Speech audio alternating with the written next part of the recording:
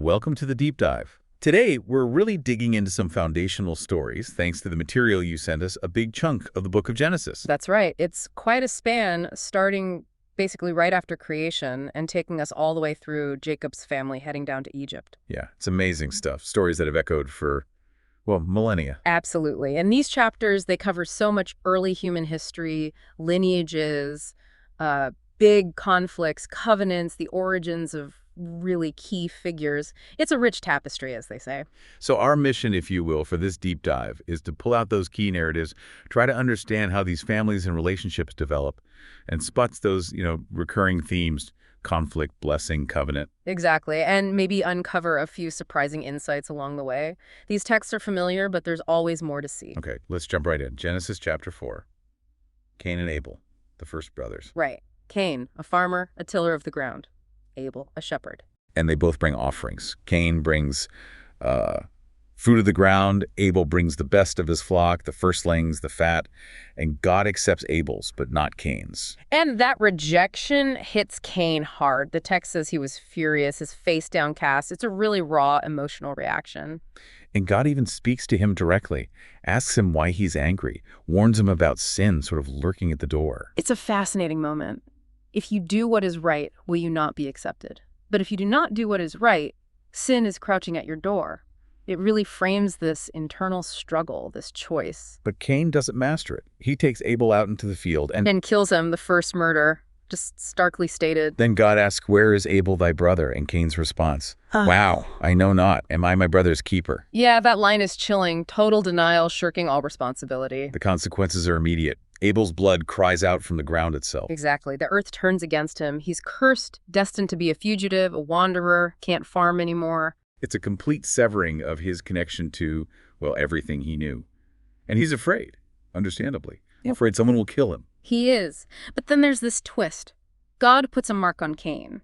Not as a punishment, but for protection. Right. Warning of a sevenfold vengeance on anyone who harms him. Yeah. It's unexpected. Very. Then Cain heads off to the land of Nod, builds a city, has descendants, and we get this quick rundown of early civilization. Yeah, Jabal with the tents and livestock, Jubal with music, Tubal-Cain working with metal. Like a mini history of human skills emerging. It is. But we also see Lamech, a descendant, boasting about even greater vengeance than God promised for Cain. So skills advance, but maybe so does the potential for violence. But the chapter ends on a slightly more hopeful note with the birth of Seth. Yes, Adam and Eve see him as a replacement for Abel. And with Seth's line, specifically his son Enos, people begin to call on the name of the Lord, a kind of spiritual reset. Okay, moving forward quite a bit to Noah, post-flood, Genesis 9. Right. God blesses Noah and his sons, tells them again to be fruitful, gives them dominion over animals. But there are new rules, too. Bruh. Specifically about not eating meat with blood still in it. And a really strong statement on the sanctity of human life. Whoso sheddeth man's blood, by man shall his blood be shed, for in the image of God made he man. That's foundational, linking human life directly to God's image. Absolutely. And then comes the big covenant with Noah. The promise: never again a flood to destroy everything. Exactly. A promise not just to humans, but to all living creatures. And the sign of this promise? The rainbow. The rainbow, a visible reminder in the sky. Then we get that slightly awkward story about Noah getting drunk, Ham seeing his father's nakedness. Yes, it's a difficult passage.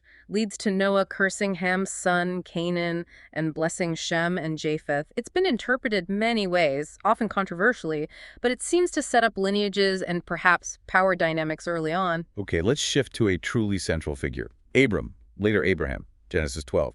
The call of Abram, this is huge. God tells him, leave your country, your people, your father's household. Go to a land I will show you. And the promises attached are just immense. Immense. I will make you into a great nation. I will bless you. I will make your name great. And crucially, all peoples on earth will be blessed through you. That last part. Wow. A universal blessing tied to this one man. It's fundamental, and Abram just goes. He obeys. Packs up Sarai, his wife, and Lot, his nephew, and heads for Canaan. Builds altars, calls on God's name. Yeah. But then, trouble. A famine hits. Right, forces them down to Egypt. And this is where we see Abram's, well, pragmatism, maybe fear. He tells Sarai to say she's the sister because she's beautiful, and he fears for his life. Which leads to Pharaoh taking her into his palace. Yep, until God intervenes with plagues on Pharaoh's house. Pharaoh finds out, chews Abram out, but sends them away with gifts.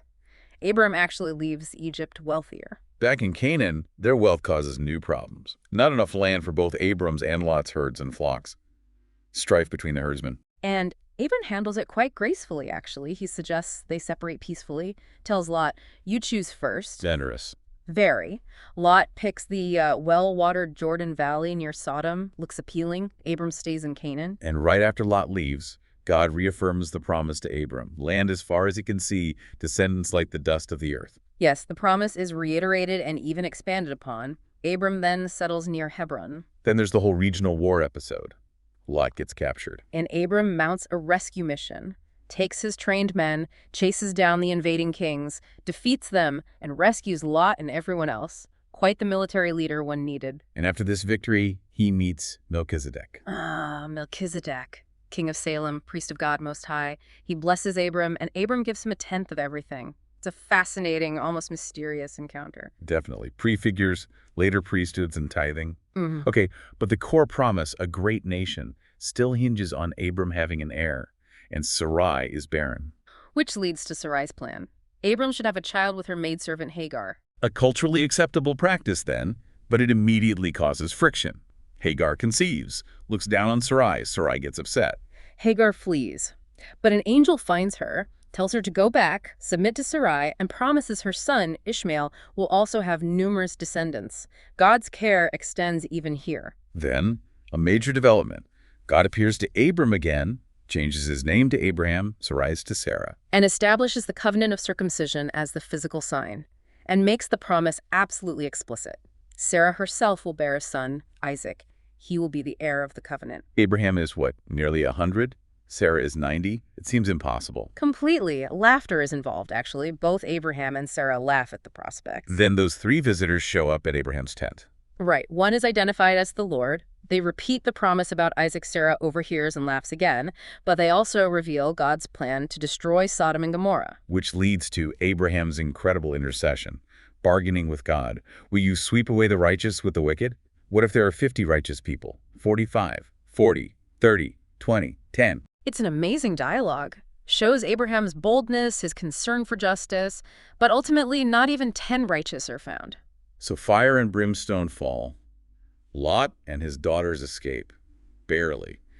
Though that story takes a dark turn later, too. It does. And then, believe it or not, Abraham pulls the she's my sister routine again with Abimelech in Gerar. Seriously. Seriously, same outcome, too. God warns Abimelech in a dream, Sarah is returned, gifts are exchanged, and they even make a covenant over a well at Beersheba. Abraham's persistence in that particular deception is something. But finally, the main promise is fulfilled. Isaac is born to Abraham and Sarah in their old age, just as God promised. Laughter indeed. Isaac means he laughs. But the joy is complicated. Sarah sees Ishmael mocking Isaac, perhaps, and demands Hagar and Ishmael be sent away. It's harsh. Abraham is distressed, but God tells him to listen to Sarah, reassuring him that Ishmael too will become a nation. So Abraham sends them out into the wilderness. God provides for them there, though, finds them water. Yes, God's promise to Hagar holds. But the focus shifts now to securing Isaac's future, specifically finding him a wife. Right. Abraham sends his trusted servant back to his relatives in Mesopotamia. He doesn't want Isaac marrying a local Canaanite woman. And that whole chapter, Genesis 24, is this detailed, almost cinematic story of the servant's journey, his prayer at the well. Rebekah showing up, offering water not just to him but to all his camels, this incredible act of kindness and hospitality. The negotiations with her family, Laban, her brother, playing a key role, Rebekah's willingness to go, it all feels very divinely guided. And Isaac meets Rebekah, loves her, finds comfort after his mother Sarah's death. The line continues. Exactly. Abraham lives on for a while, even takes another wife, Keturah, has more children, but he gives everything substantial to Isaac. Sends the other sons away with gifts, and then he dies peacefully, old and full of years. And significantly, he's buried by both Isaac and Ishmael in the cave of Machpelah with Sarah, a final coming together, perhaps. So now the focus is Isaac and Rebekah. And they struggle to conceive for a long time. 20 years, actually. Until Isaac prays and Rebekah conceives twins, and she feels them struggling within her. She asks God why, and gets that famous prophecy. 2 nations are in your womb. One people shall be stronger than the other, and the elder shall serve the younger. A reversal of the natural order right from the start. And when they're born, Esau comes out first, red and hairy. Jacob follows, grasping Esau's heel. Their natures seem set from birth. Esau the outdoorsman, the hunter. Jacob quieter, staying among the tents. And then that infamous incident with the birthright. Ah, yes. Esau comes back famished from hunting. Jacob has made some red stew. Lentil stew, probably. Right. And Esau says, quick, let me have some of that red stew. I'm about to die. And Jacob says, First, sell me your birthright. and Esau, focused only on his immediate hunger, agrees. Look, I am about to die, he says. What use is the birthright to me? He swears an oath, eats, drinks, and leaves. The text says he despised his birthright. It shows a huge difference in their priorities, their long-term vision or lack thereof in Esau's case. Absolutely. And the parental favoritism doesn't help. Isaac loves Esau, loves his gamey food. Rebecca loves Jacob. Which sets up the next big drama, the stolen blessing. Right. Isaac is old, blind, thinks he might die soon. He tells Esau, go hunt some game, prepare it the way I like, bring it to me so I can give you my blessing before I die. But Rebecca overhears, and she immediately hatches a plan for Jacob. A pretty elaborate deception. She gets Jacob to fetch 2 goats, prepares the savory food Isaac likes, dresses Jacob in Esau's best clothes, and covers his hands and neck with goat skins to mimic Esau's hairiness. Jacob is hesitant. He points out, what if Dad touches me? He'll know I'm tricking him. I'll get a curse, not a blessing. But Rebecca insists. Let the curse fall on me, my son, she says. Just do what I say. So Jacob goes along with it. He goes into Isaac, pretending to be Esau. Isaac is suspicious. The voice sounds like Jacob's, but the hands feel like Esau's. He asks point blank, are you really my son Esau? Jacob lies. I am. Isaac eats, drinks, and then gives Jacob the blessing intended for Esau due of heaven, richness of earth, nations serving him, being lord over his brothers. Just as Jacob leaves, Esau comes back with his freshly hunted and prepared food. Imagine that scene. Esau says, my father, sit up and eat some of my game so that you may give me your blessing. Isaac trembles violently. Who was it then, he asks, who hunted game and brought it to me? I ate it just before you came, and I blessed him, and indeed he will be blessed. Esau's reaction is devastating, a loud, bitter cry. Bless me too, my father. But Isaac says the blessing is given, it can't be undone. Esau pleads, weeping. Isaac gives him a lesser blessing, living by the sword, serving his brother, but with a promise he'll eventually break free. The damage is done. Esau hates Jacob, plans to kill him as soon as Isaac dies. Rebecca finds out, of course, and tells Jacob he has to flee, go to her brother Laban in Haran, stay there until Esau's anger cools down. She frames it to Isaac as wanting Jacob to find a wife from their own relatives, not a local Canaanite woman, which Isaac agrees with.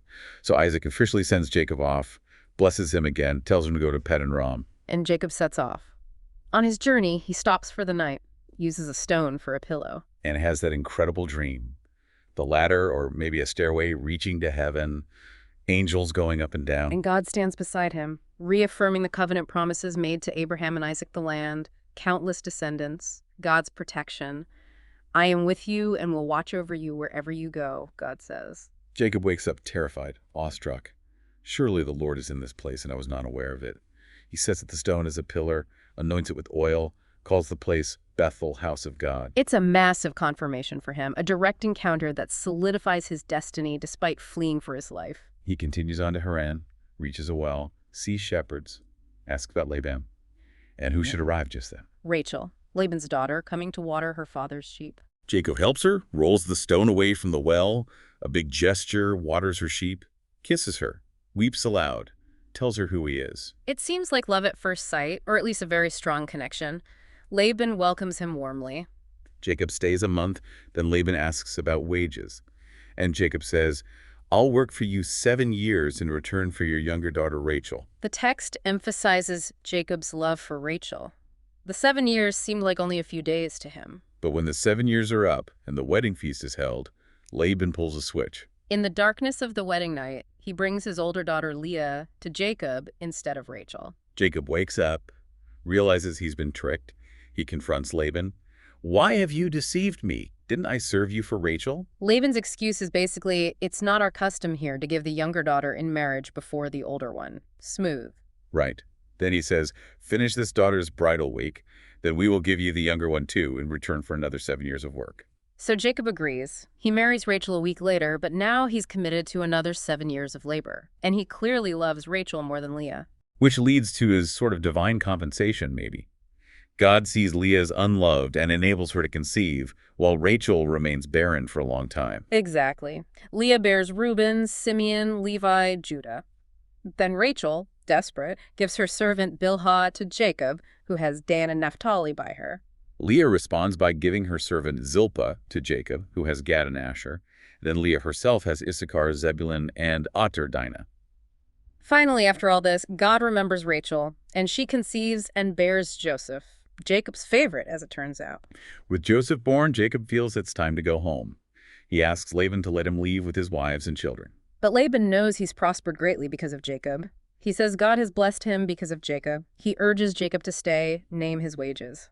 Jacob proposes a deal. He'll take all the speckled and spotted sheep and goats and the dark-colored lambs as his wages from now on. Separate them out. Laban agrees, thinking it's a good deal for him. But then Jacob uses some interesting breeding techniques. Peeled rods placed at the watering troughs when the stronger animals were mating. Yeah, the text describes it, and whether it was folk belief or divine help, Jacob's flocks of speckled, spotted, and dark animals increased dramatically, while Laban's decrease. Laban keeps changing the terms of their agreement 10 times, Jacob says later, trying to limit Jacob's gains, but Jacob continues to prosper. Until the tension becomes too much, Laban's sons are grumbling, Laban's attitude cools.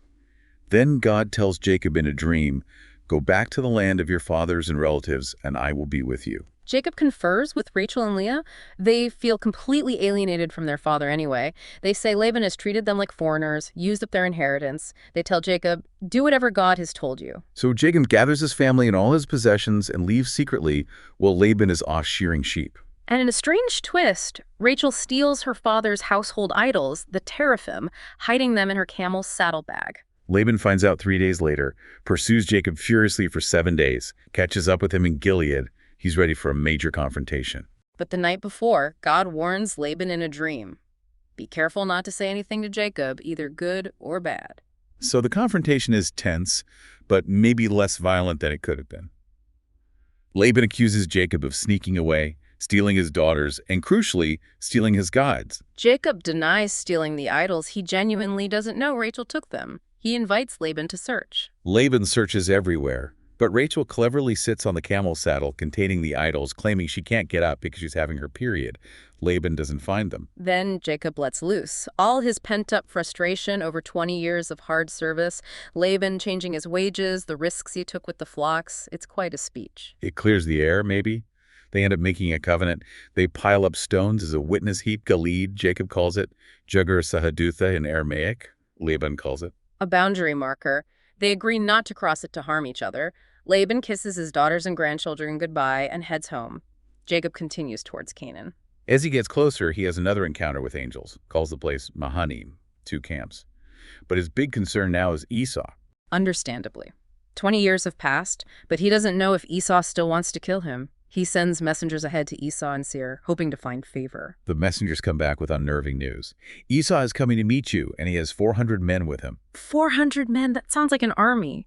Jacob is terrified. He divides his people, flocks, herds into 2 groups, hoping if one is attacked, the other might escape. He prays fervently to God, reminding him of the promises, acknowledging his unworthiness, pleading for deliverance from Esau. Then he prepares a huge present for Esau. Hundreds of goats, sheep, camels, cattle, donkeys, sends them ahead in waves, hoping to appease his brother. That night, he sends his family across the Jabbok River.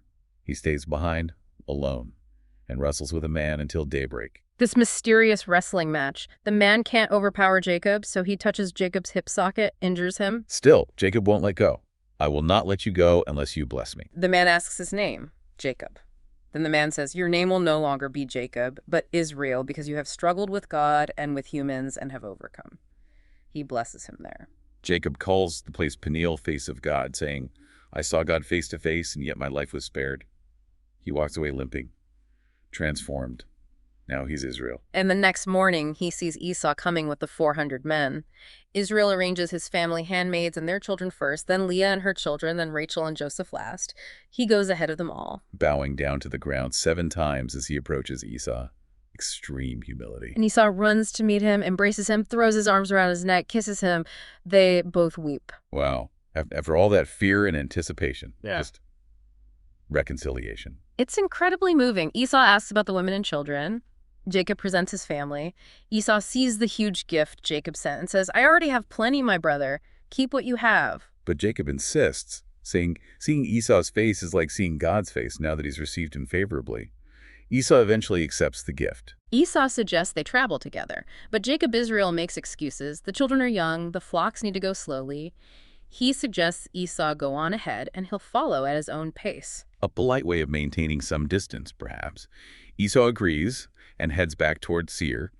Jacob travels to Sukkoth, then eventually buys land and settles near Shechem. But settling in Canaan isn't smooth sailing either. There's the awful incident with Dinah, Jacob's daughter. Right. She goes out to visit the local women, and Shechem, the son of the local ruler Hamor, sees her, violates her, but then falls in love with her and wants to marry her. Hamor and Shechem propose intermarriage between their people and Jacob's family, but Jacob's sons are furious about what happened to Dinah. Simeon and Levi especially. They pretend to agree, but set a condition. All the Shechemite men must be circumcised first. The Shechemites agree, thinking it will lead to unity and shared prosperity. But on the third day, when the men are still sore and vulnerable from the circumcision, Simeon and Levi attack the city, kill all the males, including Hamor and Shechem, rescue Dinah, and plunder the city. Jacob is appalled. He tells them, "You have brought trouble on me by making me obnoxious to the inhabitants of the land. They will gather themselves together against me and attack me, and I shall be destroyed, both I and my household." He's worried about the repercussions. It's brutal. Yeah. After this, God tells Jacob to move on, go up to Bethel, settle there, build an altar. Jacob instructs his whole household to get rid of their foreign gods, purify themselves. He buries the idols under an oak near Shechem. God puts a terror on the surrounding cities so they don't pursue them. They reach Bethel safely. Jacob builds the altar. God appears to him again, reaffirms the name Israel, repeats the promises of land and descendants. There are sad moments, too. Deborah, Rebekah's old nurse, dies and is buried there. And then, as they journey on from Bethel, tragedy strikes. Rachel goes into labor, a difficult labor. She gives birth to a son, but she's dying. As she breathes her last, she names him Ben-Oni, son of my sorrow. But Jacob calls him Benjamin, son of my right hand. Rachel dies and is buried on the way to Ephrath, which is Bethlehem. So heartbreaking. Then another disturbing family note. Jacob's firstborn, Reuben, sleeps with Bilhah, Rachel's servant and Jacob's concubine.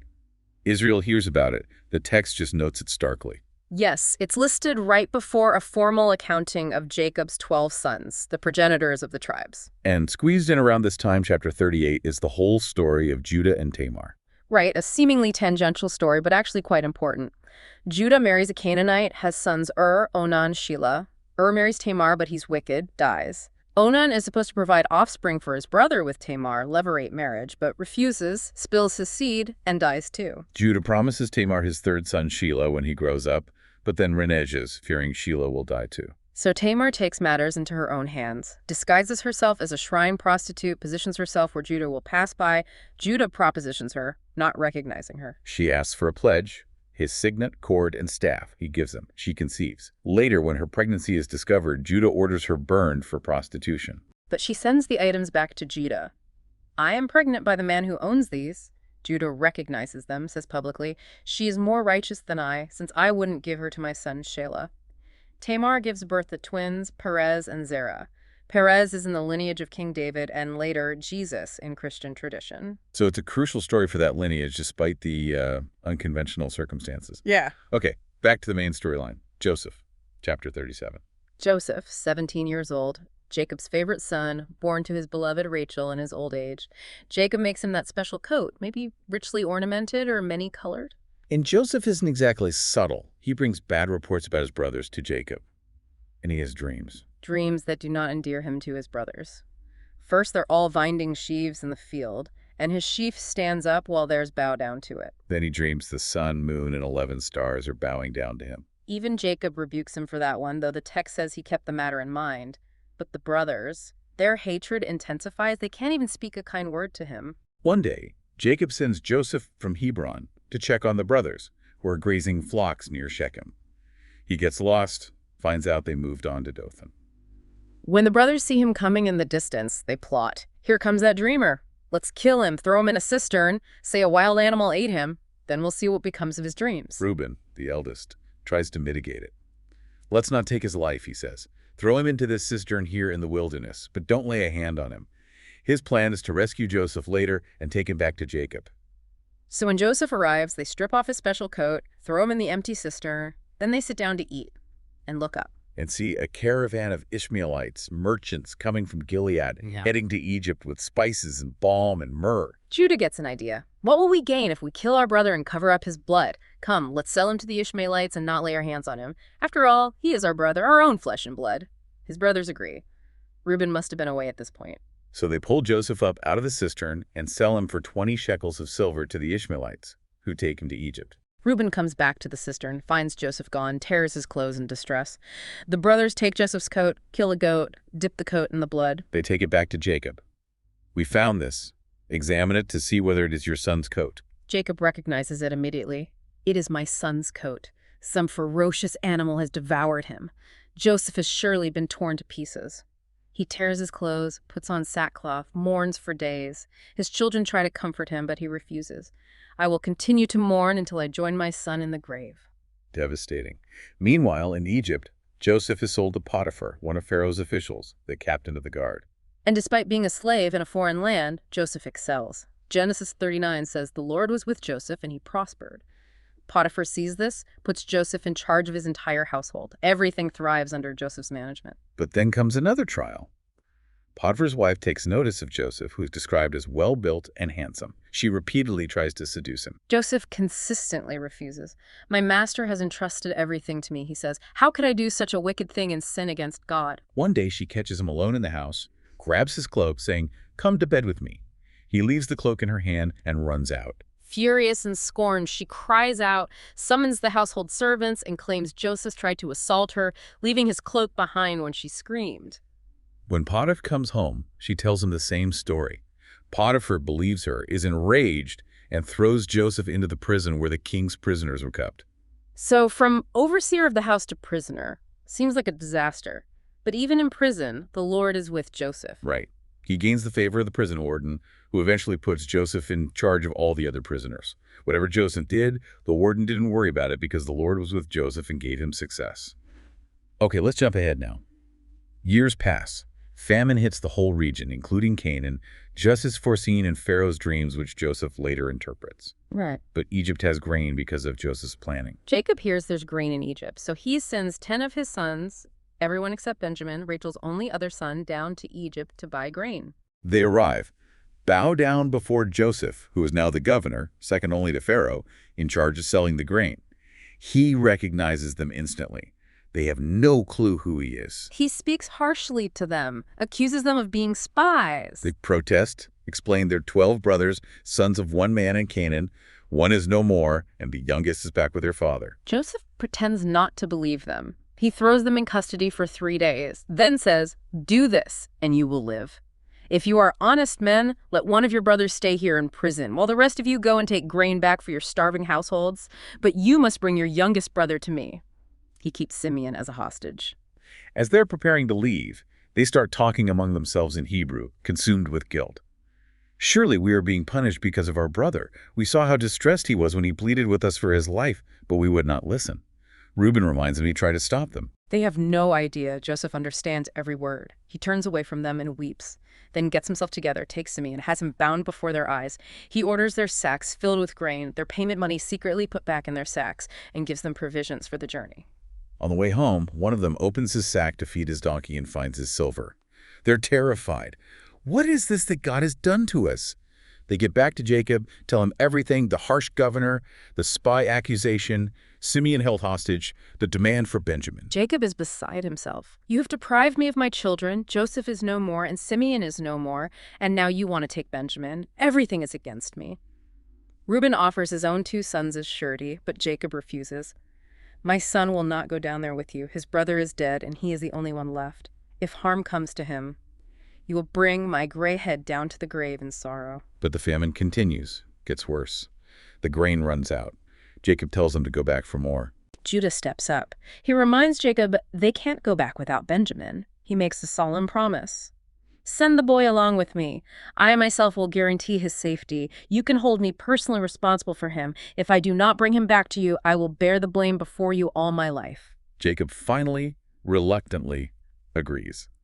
Tells him to take gifts, balm, honey, spices, myrrh, nuts, almonds, double the silver, in case the returned money was a mistake, and Benjamin. May God Almighty grant you mercy before the man, he says. So they go back. Joseph sees Benjamin with them, tells his steward to prepare a feast.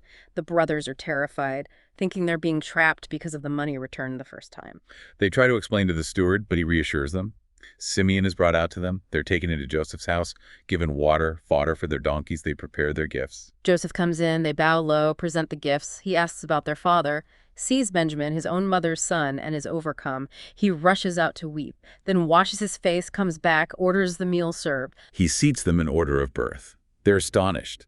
He serves them portions from his own table, giving Benjamin 5 times as much as anyone else. They feast with him.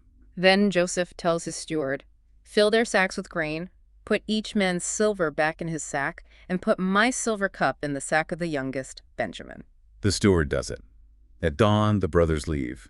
They haven't gone far when Joseph sends the steward after them. "Why have you repaid good with evil? Isn't this the cup my master drinks from and uses for divination?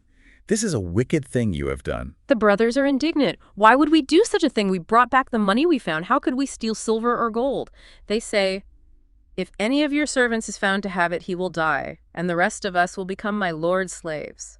They unload their sacks. The steward searches, starting with the oldest, ending with the youngest. The cup is found in Benjamin's sack. They tear their clothes in despair, reload their donkeys, return to the city. Joseph is still there. They fall to the ground before him. Joseph confronts them. "What is this you have done?" Judah speaks for them all. "What can we say? How can we prove our innocence? God has uncovered your servant's guilt. We are now my lord's slaves, we ourselves, and the one who was found to have the cup." But Joseph says, "Far be it from me to do such a thing. Only the man who is found to have the cup will become my slave. The rest of you, go back to your father in peace." Then Judah steps forward again and delivers this incredibly powerful, passionate plea. He recounts the whole story, their father's deep love for Benjamin, the agony the first journey caused, his own guarantee for Benjamin's safety. He describes Jacob's grief, how his life is bound up with Benjamin's. He says if they return without Benjamin, Jacob will die. And then he offers himself. "Now then, please let your servant remain here as my lord's slave in place of the boy, and let the boy return with his brothers. How can I go back to my father if the boy is not with me? No, do not let me see the misery that would overwhelm my father." That's the breaking point for Joseph. He can't control himself any longer. He orders everyone else out of the room except his brothers. And then he weeps so loudly the Egyptians outside hear it. He says to his brothers, "I am Joseph. Is my father still living?" They are speechless, terrified. He tells them, "Come close to me." They do. "I am your brother Joseph, the one you sold into Egypt. And now do not be distressed and do not be angry with yourselves for selling me here, because it was to save lives that God sent me ahead of you." Wow. What a perspective. He explains the famine will last 5 more years. God sent him to preserve a remnant on earth, to save their lives by a great deliverance. So then, it was not you who sent me here, but God. He tells them to hurry back to Jacob, tell him Joseph is alive, Lord of all Egypt, bring Jacob all their families, flocks, herds, everything down to Egypt. Settle in Goshen. Joseph will provide for them. He embraces Benjamin, weeping, kisses all his brothers, weeps with them, and then finally, his brothers are able to talk with him. The news reaches Pharaoh, who is pleased. Tells Joseph to give them wagons, provisions, tell them to bring their father and household. "Do not concern yourselves about your goods," Pharaoh says, "because the best of all Egypt will be yours." So the brothers return to Canaan, laden with gifts, wagons from Pharaoh. They tell Jacob, Joseph is still alive. In fact, he is ruler of all Egypt. Jacob is stunned, doesn't believe them. But when he hears everything Joseph said and sees the wagons Joseph sent, the text says his spirit revived. "I'm convinced," he says. "My son Joseph is still alive. I will go and see him before I die." And so begins the migration. Jacob, now Israel, travels first to Beersheba, offers sacrifices. God speaks to him in a vision at night. "Do not be afraid to go down to Egypt, for I will make you into a great nation there. I will go down to Egypt with you, and I will surely bring you back again. And Joseph's own hand will close your eyes." Reassured, Jacob and his entire household, 70 souls in all, according to the count given, travel down to Egypt. Joseph meets them in Goshen in his chariot, embraces his father, weeps for a long time. Joseph then presents 5 of his brothers, and then Jacob himself, to Pharaoh. Pharaoh asks Jacob his age 130. Jacob blesses Pharaoh. Pharaoh grants them the land of Goshen to settle in as shepherds. Joseph manages the rest of the famine brilliantly. consolidating land for Pharaoh, but ensuring the people survive. Jacob lives 17 more years in Egypt. As Jacob nears death at 147, he calls Joseph, makes him swear to bury him back in Canaan in the tomb of his ancestors at Machpelah. Then he calls for Joseph's sons, Ephraim and Manasseh. He adopts them as his own, effectively giving Joseph a double portion of the inheritance. And in blessing them, he deliberately crosses his hands, putting his right hand on the younger Ephraim, his left on the firstborn Manasseh. Joseph tries to correct him, but Jacob insists, "I know, my son, I know. He too shall become a people. Nevertheless, his younger brother shall be greater than he." He blesses them, setting Ephraim before Manasseh. Then Jacob gathers all 12 of his sons for his final words to them.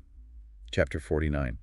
It's a series of prophecies, blessings, and sometimes rebukes, outlining the character and future destiny of each son and the tribe that will descend from him. Some are quite harsh, Reuben losing his birthright status because he slept with Bilhah. Simeon and Levi scattered for their violence at Shechem. Others are full of promise, especially Judah. All right, the famous prophecy about Judah. The scepter will not depart from Judah, nor the ruler's staff from between his feet, until he to whom it belongs shall come, and the obedience of the nations shall be his. A clear pointer towards future kingship. Joseph also receives a rich blessing for his faithfulness in suffering. Then Jacob finishes, commands them again to bury him in Machpelah, and breathes his last. Joseph mourns deeply, orders the physicians to embalm his father, a process taking 40 days. The Egyptians mourn for 70 days. Joseph gets Pharaoh's permission, and a huge company of Egyptians and all of Jacob's household travel up to Canaan for the burial in the cave of Machpelah, a grand funeral procession. After they return to Egypt, Joseph's brothers get scared again. Now that Jacob is dead, they worry Joseph will finally retaliate for what they did to him years ago. They send a message to Joseph claiming Jacob left instructions before he died. "Forgive your brother's sins and the wrong they did in treating you so badly." They plead for forgiveness. Joseph weeps when he hears their message. His brothers then come and fall down before him. "We are your slaves." But Joseph reassures them again. "Don't be afraid. Am I in the place of God? You intended to harm me, but God intended it for good to accomplish what is now being done, the saving of many lives. So then don't be afraid. I will provide for you and your children." He comforts them kindly. A truly remarkable example of forgiveness and perspective. Joseph lives to be 110, sees his great-grandchildren. Before he dies, he makes the sons of Israel swear an oath that when God eventually leads them out of Egypt back to the Promised Land, they will carry his bones up with them. And so this major section of Genesis concludes with the family of Israel settled, for now, in Egypt, but with their eyes still on the future promise of Canaan. Okay, wow. That was a journey. Let's try to pull back and look at the big picture. What are some of the key takeaways from all this? Well, sibling rivalry is definitely a massive theme, isn't it? Cain and Abel, Jacob and Esau, Joseph and his brothers, it drives so much of the narrative. Absolutely. And the whole thread of divine promises, covenants starting with Noah, really solidifying with Abraham, passed down through Isaac and Jacob, shaping their entire destiny. Right. And tied into that is the theme of deception. It pops up again and again, Jacob deceiving Isaac, Laban deceiving Jacob, the brothers deceiving Jacob about Joseph, often with really serious consequences. But then you also get these powerful moments of reconciliation and forgiveness. Yeah. Jacob and Esau, and especially Joseph and his brothers at the end, it offers a kind of balance. Definitely. And underpinning it all is the tracing of this specific lineage, the origins of the family that will become the nation of Israel. What stands out is maybe surprising or particularly insightful when you look at it all together. I think just how human everyone is. These aren't plaster saints. They're complex people. They make mistakes. They act out of fear, jealousy, ambition. Abraham lies about his wife twice. Jacob is a trickster. Judah has his moments. It makes the story relatable in a way. Yeah, the messiness feels real. And the constant interaction between their choices and what seems like a guiding divine hand. How negative actions like selling Joseph into slavery are somehow woven into a larger plan for good. That's a profound and recurring idea here. Also, the foreshadowing. Little hints, the scepter promised to Judah, Ephraim being chosen over Manasseh, that point towards much later events. Exactly. It feels like a story that knows where it's going, even in these very early stages. So for you, our listener, who wanted to get a handle on this foundational material without getting overwhelmed, we hope this deep dive has helped structure it. We've walked through the main stories, the key people, the big themes. It really is an incredible collection of narratives, family drama, adventure, divine encounters, betrayal, forgiveness, all packed into these early chapters. And maybe a final thought to leave you with. What do these ancient stories, with all their complexities and moral ambiguities, tell us about ourselves, about family dynamics, Yeah. like how people understood their relationship with the divine? How do these narratives about origins, about covenant, about struggle and blessing still resonate or challenge us today? It's worth pondering as you perhaps revisit these texts yourself. There's always more to explore.